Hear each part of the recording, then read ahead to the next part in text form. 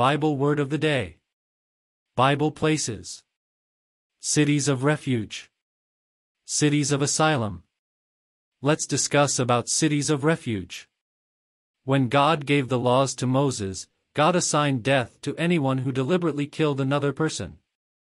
However, if the death was the result of an accident, in other words the person did not lie in wait and the death was unintentional, then God provided protection. The Lord appointed what was called cities of refuge. These were the cities where the manslayer could go, where he would be protected from a revenge killing until he went before the congregation and the high priest in a fair trial. God instructed the people to create 6 such cities throughout the land of Israel. However, these cities were only to be used in cases of unintentional or accidental death. They did not protect the one who deliberately killed another person. In general, the manslayer waited in the city of refuge until a fair trial could be held to determine their guilt or innocence. These cities were meant to protect the manslayer from avenging family members. The Old Testament scriptures gave the instructions to the people that, whoever sheds man's blood, by man his blood shall be shed. Moreover, the Bible called for the family member closest to the victim to be the avenger of blood. These family members were to take on the responsibility of killing the perpetrator of the crime, but only in the cases of a premeditated murder. Because of the emotions and anger involved in such a loss, God appointed these cities of refuge. These were used in cases where the manslayer unintentionally killed another person, and the death was also not caused by neglect on the manslayer's part. When the manslayer arrived at the city of refuge, they were to go to the city gates, the town hall of the times, and speak to the elders of the city. They were to present their case and explain the circumstances surrounding the death. The elders were to evaluate the situation and, if appropriate, provide refuge until a fair trial could be held.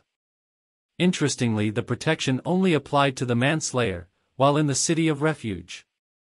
Once they left the city, they could be killed by the waiting avenger of blood. For cases of accidental death there was a statute of limitations, which was the lifespan of the high priest. If the manslayer left the city of refuge before the high priest, who was ruling at the time of the death, had died and before a trial was held, then they could be killed with impunity by the family member assigned the role of the avenger of blood. It was with these laws and cities of refuge God sought to provide a moral character for Israel, a nation where revenge killings did not take place. Moreover, it helped fulfill God's law for the nation to prevent innocent blood from being spilled in cases where a true accident had occurred. One of the provisions for God's blessings on the people and on the land was that they did not intentionally spill innocent blood. Surely for your lifeblood I will demand a reckoning, from the hand of every beast I will require it, and from the hand of man.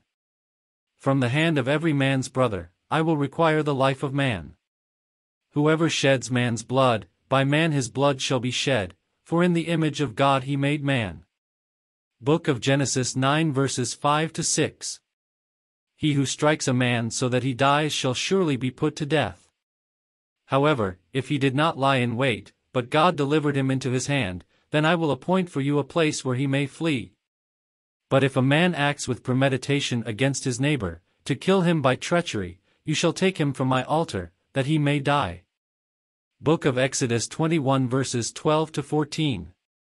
The Lord also spoke to Joshua, saying, Speak to the children of Israel, saying, Appoint for yourselves cities of refuge, of which I spoke to you through Moses, that the slayer who kills a person accidentally or unintentionally may flee there, and they shall be your refuge from the avenger of blood. And when he flees to one of those cities and stands at the entrance of the gate of the city, and declares his case in the hearing of the elders of that city, they shall take him into the city as one of them, and give him a place, that he may dwell among them.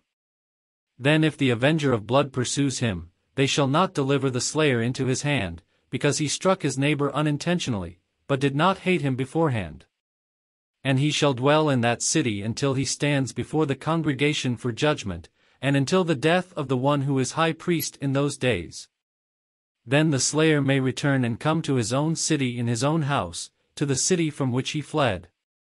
Book of Joshua 20 verses 1-6. Speak to the children of Israel and say to them, when you cross the Jordan into the land of Canaan, then you shall appoint cities to be cities of refuge for you, that the manslayer who kills any person accidentally may flee there. They shall be cities of refuge for you from the avenger, that the manslayer may not die until he stands before the congregation in judgment. And of the cities which you give, you shall have 6 cities of refuge.